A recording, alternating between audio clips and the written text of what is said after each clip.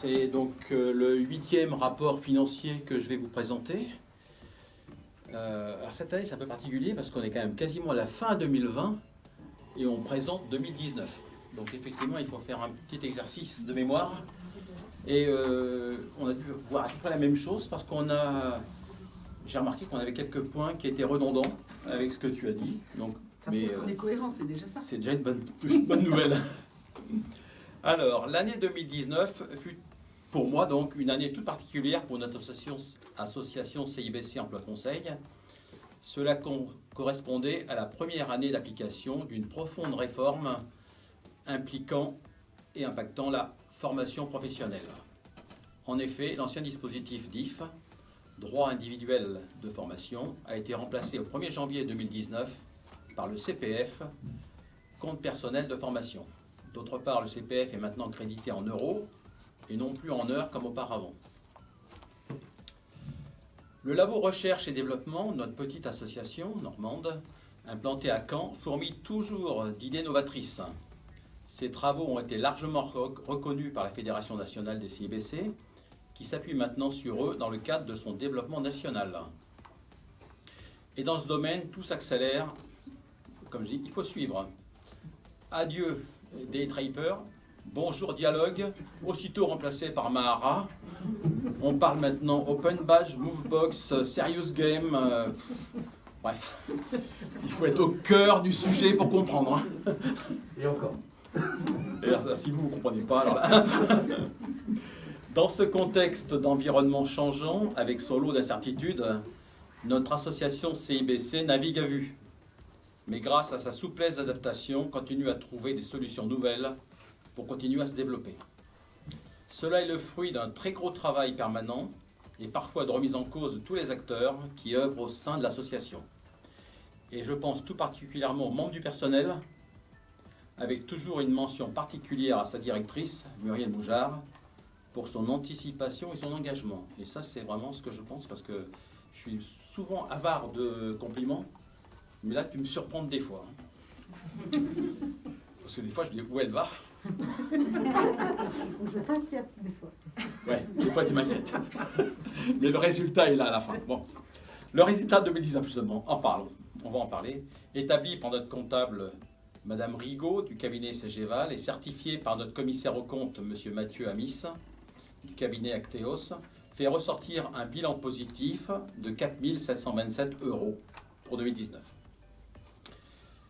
Ce résultat confirme les bonnes décisions et orientations prises par l'association dans ce contexte d'incertitude. Voilà, c'est un peu le résultat. Après, si on zoome sur les produits d'exploitation, ils s'élèvent cette année à 472 437 € pour être précis. Ce que l'on retiendra de cet exercice 2019, c'est la bonne activité des bilans de compétences, qui sont à 120 399, ça représente quasiment le tiers de l'activité, liée à une forte anticipation fin 2018 par le fonds GESIF avant l'application de la réforme. À noter également la bonne évolution des prestations du labo en conseil et assistance à hauteur de 26 870 €. Le marché pli référent d'Évreux, Porte de Normandie reste stable à 50 673 €, tout comme l'activité référent du Conseil général de l'Eure à 123 000 €, si on tient compte du FSO. L'activité de formation est en retrait, mais était soutenue par Cléa. Par contre, le marché des DEAT s'est arrêté fin avril 2019 avec simplement 5 523 € de résultat.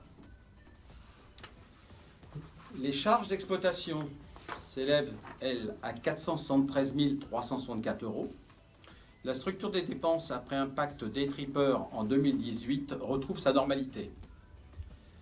En 2018, on avait eu 44 080 de prestations de services, qui étaient vraiment exceptionnelles, et qui reviennent en 2019 à 4 666 €, dans la logique normale.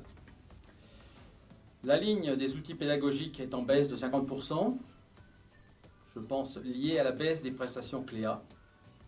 Les loyers sont en évolution de près de 3 000 €, mais intègrent l'antenne du Dôme de Caen.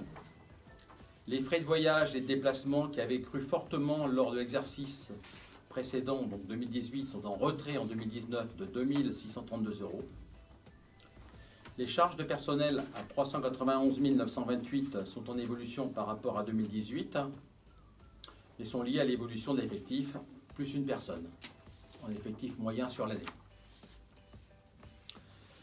Au niveau des produits financiers, nos placements auprès de la BRED ont rapporté 4 205 €, dont 3 508 de dividendes relatifs à des parts sociales, passibles d'un taux d'imposition à 15%, soit 526 € qui ont été inscrits à la ligne correspondante.